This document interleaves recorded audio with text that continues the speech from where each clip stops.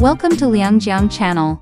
Today, we're diving into an exciting topic, the amazing applications of titanium dioxide as a catalyst. Let's find out. One of the remarkable applications is in the catalytic reduction of carbon dioxide. When carbon dioxide is exposed to our titanium dioxide catalyst, it undergoes a reaction. The titanium dioxide helps to speed up this reduction process, which is of great significance for environmental protection and sustainable energy research.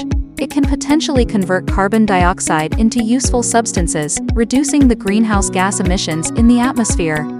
Titanium dioxide acts as a catalyst, facilitating the reaction and making it occur more efficiently.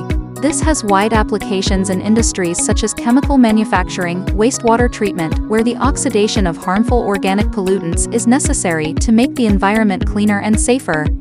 Another advantage of our titanium dioxide as a catalyst is its stability. Even after multiple reaction cycles, it still maintains its catalytic activity, which means it can be reused in many catalytic processes, reducing costs and waste. So, there you have it. Thanks for watching.